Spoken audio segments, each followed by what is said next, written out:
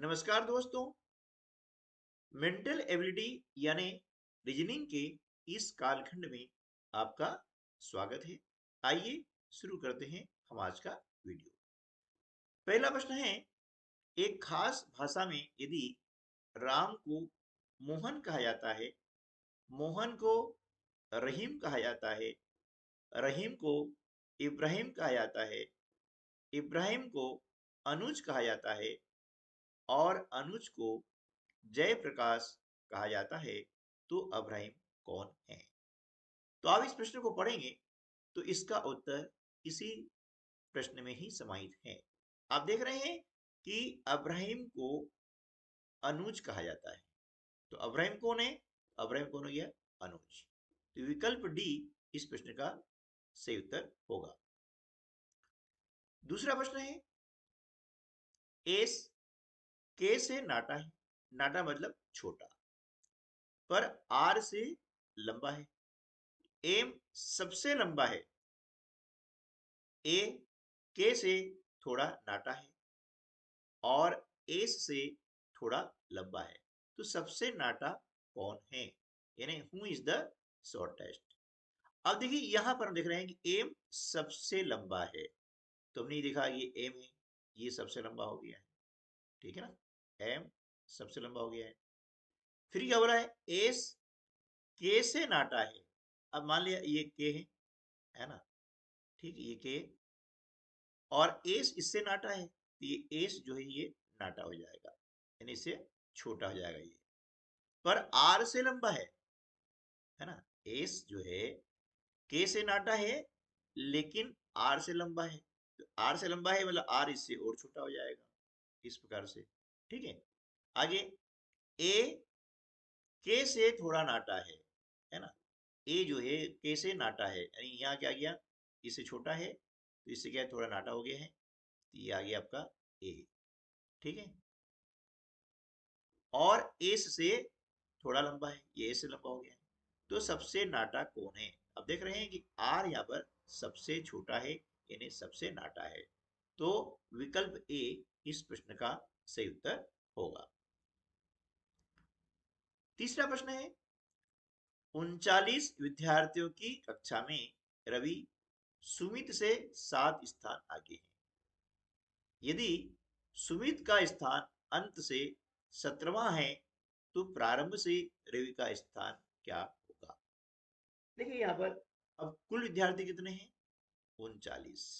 ठीक है, अब देख रहे हैं सुमित का स्थान अंत से है ना 17वां है, तो इसमें हमने क्या किया, 17 माइनस कर दिया, 17वां स्थान है तो 17वां हमने इसमें माइनस कर दिया है, तो कितना आया है? ये आ गया 22। ठीक है, अब उसका खुद के स्थान है, तो ये कितना हो गया? 23। ठीक है, अब 23 हो गए हैं। अब क्या कहा गया है कि सुमित से 7 स्थान आगे हैं, कौन? रवि। ठीक है, तो इसमें से हम 7 माइनस कर देंगे, कितना बचा? 16। यानी यहां पर प्रारंभ से यदि देखेंगे तो रवि का स्थान 16वां आ रहा है। कौन सा आ रहा है? 16वां। तो विकल्प भी इस प्रश्न का सही उत्तर होगा। चौथा प्रश्न है, उस विकल्प का चयन करें जो तीसरी संख्या से उसी प्रकार संबंधित है जैसे दूसरी संख्या पहली संख्या से संबंधित है। अब देखिए ये दूसरी संख्या और पहली संख्या में जो संबंध है ना, वही संबंध चौथी और दूसरी में है। तो देखिए दूसरी संख्या क्या है? 9 है ना। अब यहाँ कितना है? 121 है, तो हम देख रहे हैं ये 900 जो 21 है ना, वह 11 का वर्ग है।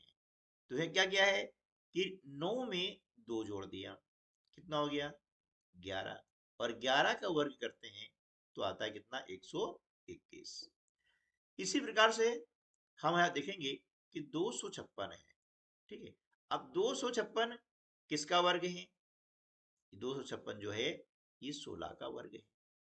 ठीक है, किसका वर्ग है? 16 का वर्ग है। तो अब 16 में से 2 माइनस कर देंगे, कितना आ जाएगा? 14। तो यहां पर सही उत्तर क्या होगा? विकल्प बी 14, 14 आएगा। क्योंकि 14 में 2 जोड़ेंगे कितना हो जाएगा 16, है ना। और इस प्रकार से 16 का वर्ग हो जाता है 256। ठीक है। अगला प्रश्न है, निम्नलिखित जानकारी का ध्यानपूर्वक अध्ययन कर नीचे दिए गए प्रश्न का उत्तर दीजिए। एक प्रदर्शनी में विभिन्न कंपनियों की 7 कारें हैं, सी, ए, एफ, एम, एमई, बी और एफ है। निम्नलिखित क्रम में उत्तर की ओर मुख करके खड़ी हैं। ठीक है।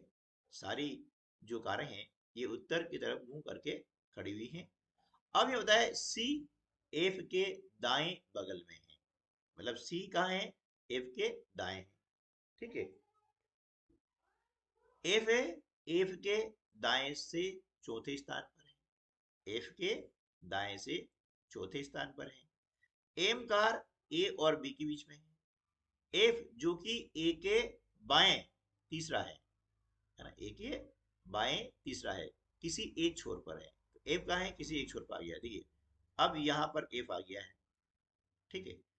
अब क्या बोला है कि सी, है ना, एफ ए के दाएं बगल में है, तो ये आपका आ गया एफ है और ये आ गया सी। ठीक है। देखिए अब सी का है, एफ ए के दाएं है, ये दायां हाथ होता है इधर राइट हैंड साइड, है ना। और इस तरफ का हाथ क्या होता है, वो बायां हाथ होता है लेफ्ट हैंड साइड। ठीक है ना, ये लेफ्ट हैंड और ये राइट हैंड। अब एफ ए एफ के दाएं से चौथे स्थान पर है, यानी एफ ए क्या है, चौथे स्थान पर है, तो 1 2 3 और ये चौथा स्थान आ गया।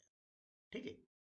अब एम कार ए और बी के बीच में है, और एफ जो कि बाएं ए के बाएं तीसरा है, यानी यहां से हम चलते हैं तो ए जो आएगा यहाँ ए आ जाएगा। अब इसका बायां इस तरफ है, और देख रहे हैं कि यहाँ पर तीसरा है 1 2 3। ठीक है। अब एम कार ए और बी के बीच में है, तो यहाँ क्या आ जाएगा, बी आ जाएगा, और यहाँ आ गया एम। ये हमने इसको बिठा दिया है।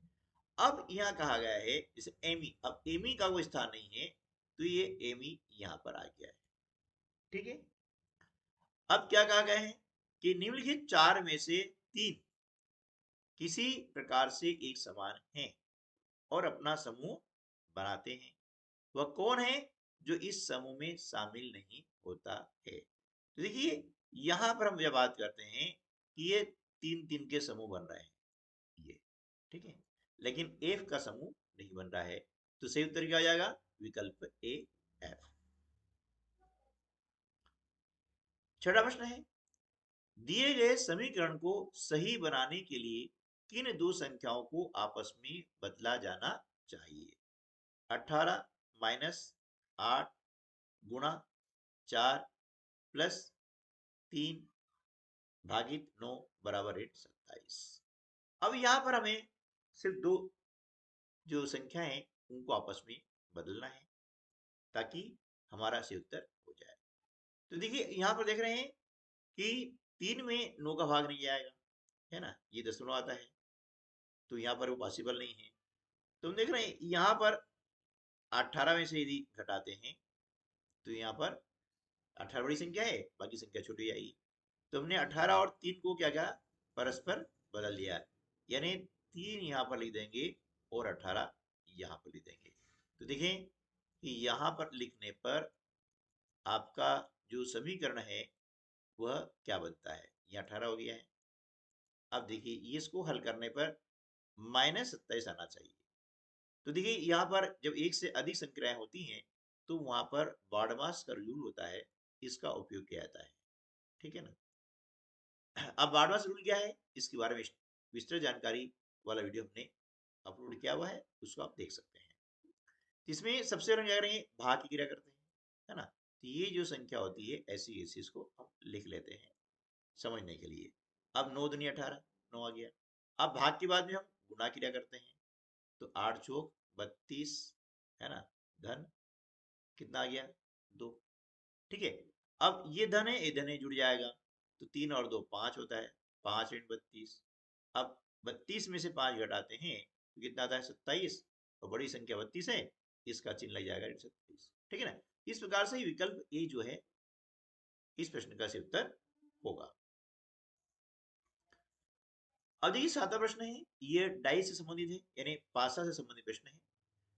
दो बिंदुओं वाले फलक के विपरीत फलक पर कितने बिंदु हैं?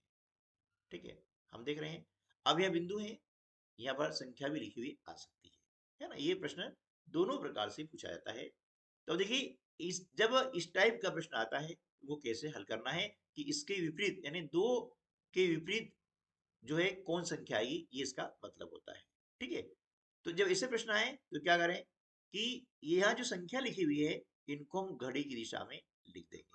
ये घड़ी दिशा में यानी क्लॉकवाइज। कैसे? यहाँ 2 आया है तो हमने यहाँ लिखा 2। ठीक है, फिर 5, ये लिखा हमने 5, और फिर यहाँ कितना है 1 2 3। ठीक है, अगला जो डाइस है इसमें क्या है 6, ये 6 लिखा, फिर ये 5 और ये 4। यहाँ 2 हैं तो 2 3 और 1। और ऐसा क्यों करते हैं? जब किन्हीं दो डाइसों में एक संख्या है कॉमन होती है ना। देख रहे हैं यहाँ 2 भी कॉमन है और यहाँ 6 भी कॉमन है।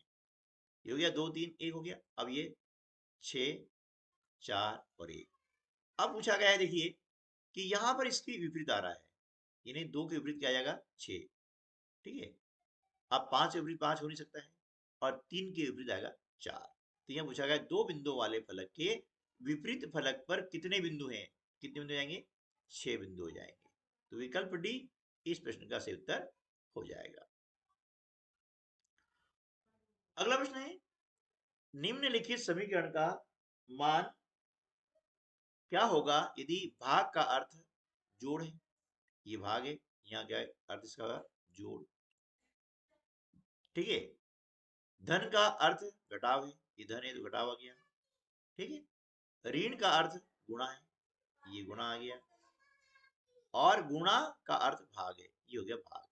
अब ये नए जो चिन्ह है इसके हिसाब से हम क्या करेंगे, इस समीकरण को इस प्रकार से लिख लेते हैं। ठीक है, ये नए जो चिन्ह आए हैं इसके हिसाब से लिखेंगे और पुराने चिन्हों को छोड़ देंगे। ठीक है, अब यहाँ पर भी एक से अधिक संख्याएं हैं तो यहाँ पर बॉडमास का रूल लागू होता है ना। ठीक है, तो इसके अंतर्गत भाग हम पहले करेंगे। तो 72 में 9 का भाग लगाते हैं 8 आता है, गुणा 3 धन 8 ऋण 2। प्रैक्टिस होने के बाद में इसे हम मौखिक भी कर सकते हैं।